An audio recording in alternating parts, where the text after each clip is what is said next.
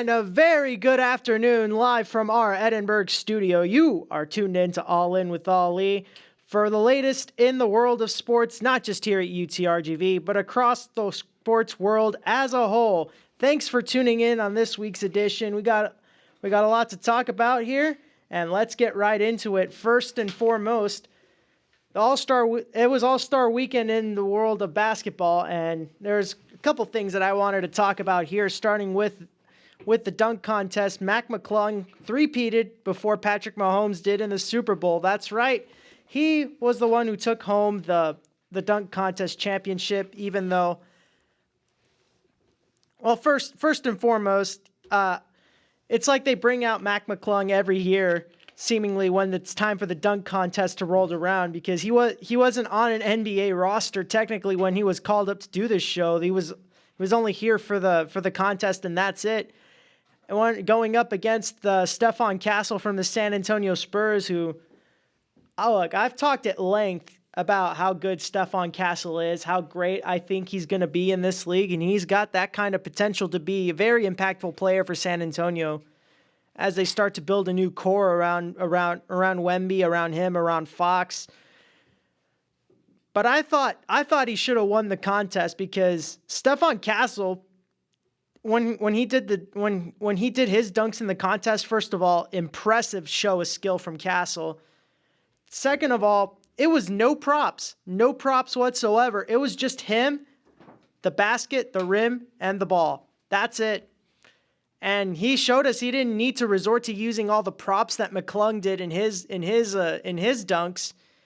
He showed us that he can do it without the props, and just pure basketball skill right there. So, is it just me talking as a biased Spurs fan that Stephon Castle should have won it? I don't know, probably. But then that's also another thing that you're gonna have to take into consideration when it comes to that.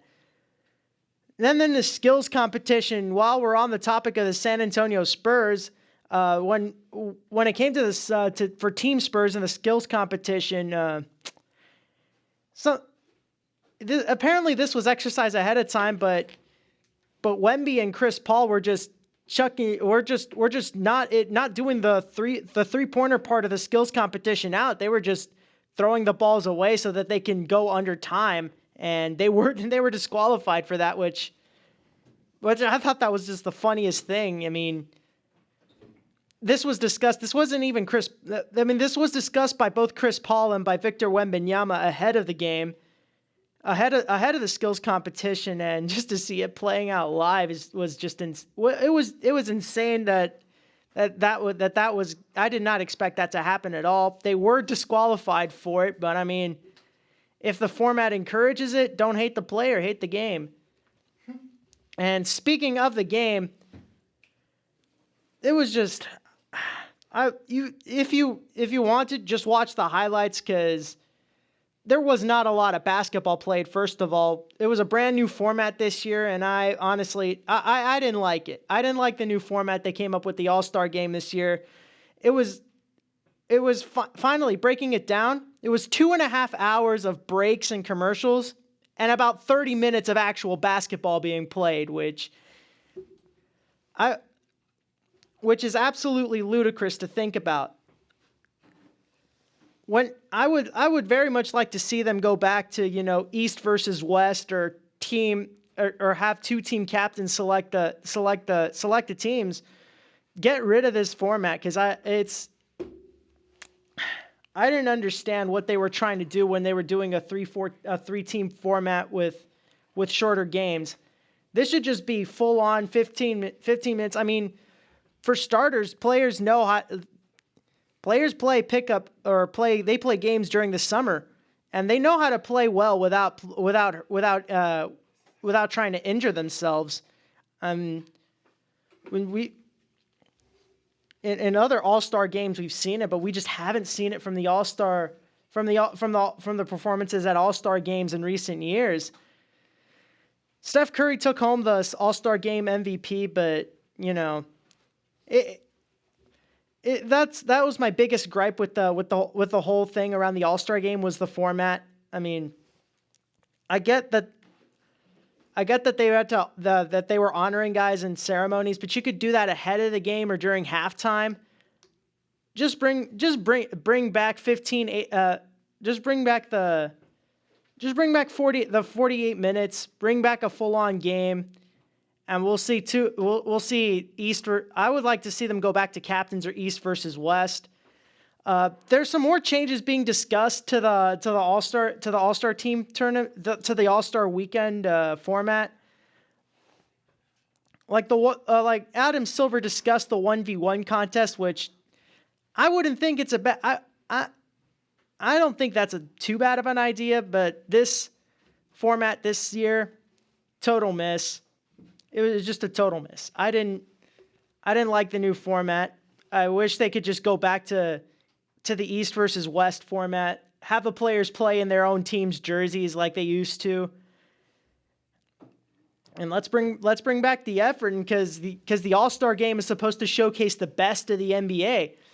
Because right now, as it stands in the NBA, there are young stars who are getting ready to take the place of guys who have been in the NBA for years, like who are superstars right now, like LeBron, Steph, and KD. Still great players, but they're about to retire. We're about to see the new face of the league with guys like SGA, Wemby, Anthony Edwards. There's a lot of young players who are getting ready to take over as the next generation of NBA greats. The league's got to start highlighting them more, man. I would say that Victor Wembanyama, for example, the guy that's got the potential to be the face of the NBA in about 5 years, or once LeBron retires, because he entered the league as the most hyped prospect since LeBron. We should the All-Star game should do a better job of showcasing the guys who are making noise right now and the guys who will make noise in the future. Bring back East versus West. Bring back a full game. That's enough ranting about the All-Star weekend. When we come back, it was homecoming weekend here at UTRGV, a doubleheader in basketball, opening series. Here for my thoughts on that. Please stay tuned. Don't touch that dial. We'll be back after the break. You're listening to Vaquero Radio, the Valley's student station. And we're back. Welcome to All In with Ali. Let's talk about this weekend's slate of games, starting with a doubleheader for both of our basketball teams here at UTRGV. Women's basketball pulling out an overtime win at 58-55. Charlotte O'Keefe a double-double with 12 points and 11 rebounds. And O'Keefe keeps proving that she's among the best rebounders in the country. I think as of right now, she stands at about third in total. She's near the top of the country in almost every rebounding statistic you could think of. Just another great game and a great season. For more on that, read the article about her in The Rider this week. Anyway, she's had an incredible season rebounding the basketball. That's helped the team a lot, and that proved useful here too, as the women's basketball team secured a 58-55 win in overtime over Houston Christian. They are now at 14-13 overall and 9-7 in the Southland Conference. Meanwhile, the UTRGV men's team also pulling off a win. It was a doubleheader sweep by both basketball teams. This one was a bit more one-sided though. It was 76-52 the final. 76-52 was the final. Cliff Davis, 23 points, 8 for 12 from the field, 7 from 10 from behind the arc. So just another great three-point performance. UTRGV was 10 for 26 from behind the arc. And like I've said before, and I'll say it again, when the threes fall, this is a very dangerous team. They proved it here. Right now, UTRGV stands at 14-12 overall and 6-9 in the Southland Conference. So right now, as the season begins to wind down, every game that they play is going to be more and more crucial as we approach the conference tournament portion of the season. Now, as one season begins to wind down, another begins, and UTRGV started its season by taking and winning their first series, taking the Al Ogertrude Classic by 2-1. Dominant performances in the bullpen in both wins, with Wyatt Wyatrick going 5 innings, 6 strikeouts, 1 hit by pitch in Game 1 of the series. UTRGV would win that 8-4. And in the second game, UTRGV with a 3-2 win. Harrison Thayer, the freshman, 4 innings, 4 strikeouts, 1 hit by pitch, no hits allowed. So we know there's depth in the pitching staff, and the offense has been timely as in all the games. Southern Illinois scored first. UTRGV clawed back in their 2 wins to take this series. We know the offense can be timely and can come through. It's just the start of the season. When guys start to find their rhythm, I believe we're gonna see some good offensive performances. We saw some great things on the mound too, not just from guys returning from injury, but from guys who are already who came out of the pen to eat some innings and to put zeros on the board like they did. I thought it was just a very excellent overall performance. A bit of an odd one in the second game. You know, it's just a great pitching performance by SIU. Their starter went 5 innings with 5 no-hit innings. But otherwise, it was a very, very good effort to start the season. They're hoping to take this and carry some momentum. The UTRGV baseball team will travel to Globe Life Field in Arlington to take on DBU and will return this weekend for a 3-game set against North Dakota State. When we come back, we'll have a UCL recap, as well as some storylines from MLB spring training in the upcoming segments of the show. You're listening to Vaquero Radio, the Valley's student station. And we're back on All In with Ali. Let's talk a little bit of Champions League. We got the second leg of this round. Winners advance to the round of 16. So far, we've seen a lot of great performances, new format this year, but we've seen a lot of great stuff. Jan here in the studio is agreeing with me on that, isn't he? Yeah, I think it's really good. In the Champions League, that's been one of the best Champions League in a while. Everybody has a point. Yeah, definitely. Absolutely. And who's going to advance to the next round? Well, tomorrow we got 4 games. On Wednesday, we got another 4. For tomorrow's slate, Milan and Feyenoord. Feyenoord leads 1-0 on aggregate. And I think that's going to be an incredible game. Going to really come down to it. That's tomorrow at 11:45. Right now, Feyenoord in the lead on aggregate, but they return to San Siro, and I think Milan will probably pull this one through. Bayern 2-1 over Celtic. I think Bayern advances. Atalanta down by 1 on aggregate, but I could very easily see them going through on this one. Meanwhile, Wednesday is more or less already decided because Dortmund and PSG both lead by 3 on aggregate. Real and Man City, I think Madrid advances here. That performance that they put together in the last leg was just incredible. Down by 1, despite Haaland scoring 2. It was just a great team effort. All the stars that you'd expect for Madrid to show up, they showed up. Kylian to tie it, and then Bellingham to get him the game winner in stoppage time.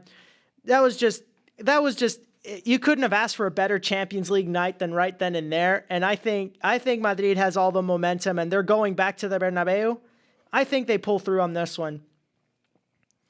And PSV and Juventus, that's a little bit more up in the air, you know. Let's see. So who you like to win?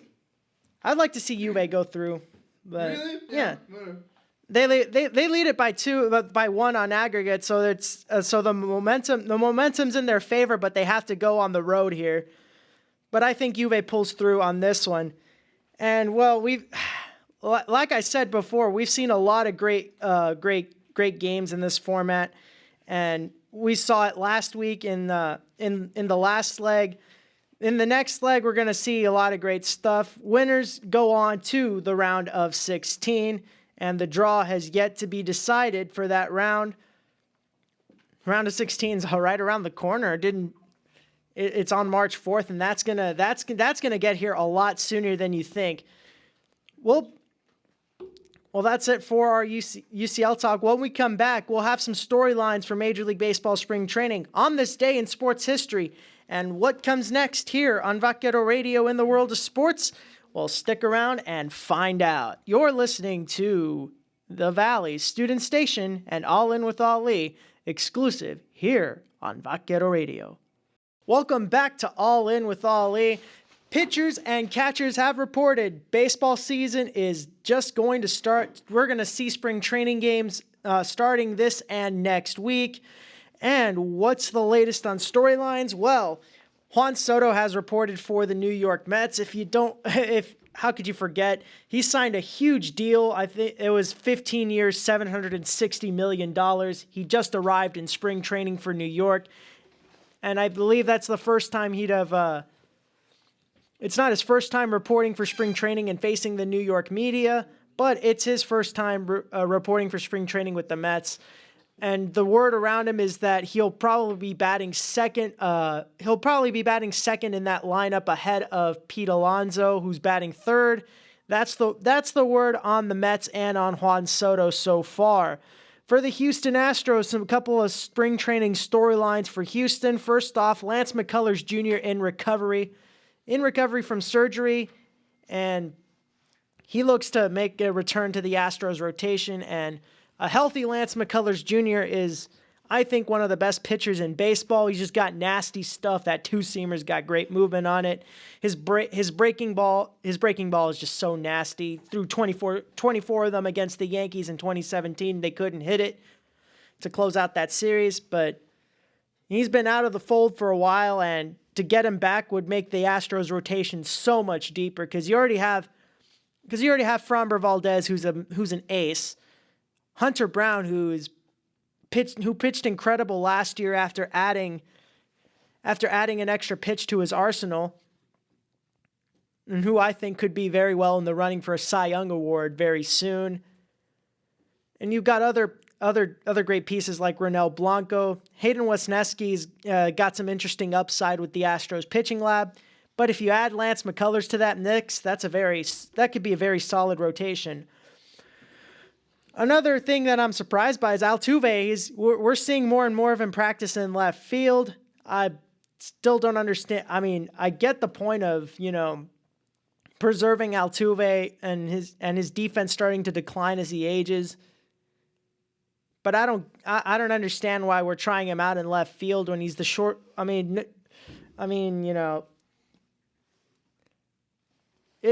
You can hide his defense out in left field in Houston, but you got to play 81 other games on the road, and him being the shortest player in baseball in the outfield, it's going to be a challenge. But Altuve, he's open to it. He's being a team player about it, as Altuve's always been a team. He's always been a team first kind of guy, He could have, back when the scandal broke, he could have said that wasn't me, but he decided to fall on the sword with his team. And we know that he wants to win and he wants to compete, and he's said he'll do whatever it takes and wherever they'll play him, which props to him for that. But I still don't understand the point of the Altuve in left field experiment. Maybe it works, maybe it doesn't. History has shown us it hasn't. When the Astros went and acquired Jeff Kent in 2004, they moved Craig Biggio to left field, and it didn't work out too well. But speaking of the Astros outfield, Chas McCormick told the media that the Astros outfield is going to surprise a lot of people, which, for an outfield that just traded away Kyle Tucker, it's going to take a lot for us to be surprised by this Astros outfield. If they're hoping for a bounce back season from Chas McCormick, sure. But you never know what's going to happen until you play the games. But Astros have a great and deep infield, but their outfield leaves a lot to be desired. I thought they should have. They did went ahead and reacquire Ben Gamel, but if Chas McCormick can be that wow factor guy in the outfield, like we've seen him play up to that potential in stretches. We just need him to put it together. And who knows if this Astros outfield could surprise a lot of people. Again, that's why you play the games. But we're hoping they can surprise us, but after trading away Kyle Tucker, it's going to be tough to do so. Other news around the league, Alex Bregman has left the Astros. He's going to the Boston Red Sox for 3 years, $120 million. Houston was probably never going to offer that kind of per year money. He's getting paid $40 million a year, and he's got an opt-out at the end of every season. So props to Alex Bregman for being able to get that deal done. The Astros were offering him somewhere in the ballpark of about $28.5 million, but $160 overall for 6 years. It was somewhere in that ballpark, but Bregman wasn't going to take that, and the Astros were never going to offer what the Red Sox offered him. But that does make it very interesting if you're the Boston Red Sox, because their infield is extremely deep, and they got some interesting pieces in their outfield as well. Who knows? They could take a run at the American League East or at a playoff spot this year. They didn't last year, but this year I think I like the Red Sox chances a little bit better this season. Moving on to this segment, on this day in sports history. On this day in 2019 in the NBA All-Star Game, Team LeBron took on Team Giannis and won 178-164, with Kevin Durant winning the All-Star Game MVP back when Durant was with the Golden State Warriors. Wow, that was in 2019 when he was... Man, that was long ago. Anyway, I remember watching this game, and I was surprised that almost no defense was played in this game. It was just bucket after bucket after bucket after bucket for 48 minutes.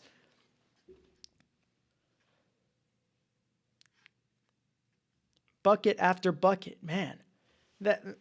This game was even crazier to witness live as it happened, and even crazier to see the highlights of it back. 178-164.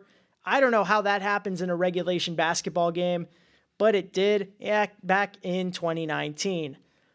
Program notes on Vaquero Radio. We will have, don't touch that dial. We'll still be back on the air tonight as Vaquero Radio will be covering the men's basketball game against Incarnate Word tonight at 6:30. That's when tip-off is going to happen. Don't miss it. We'll have it here on the air for you, and we'll keep you apprised as to when we go back on the air for future games. That's all for today's programming. Tomorrow at 4 o'clock, In the Gnome with Coleman Beck, and Wednesday we'll have the newscast at 11 a.m. and Coffee Noise at 1. As always, Thursday's a packed slate. Library Talk at 10, at 11:30 RGV Community Health, and at 1 p.m. Vaquero Insider, and at 10 office hours on Friday. That's going to do it for this week's edition of All In with Ali. Don't forget to tune in next week. We'll have more in the world of sports for you. But for now, that's it. Thank you very much. You stay classy, UTRGV. Have a great day.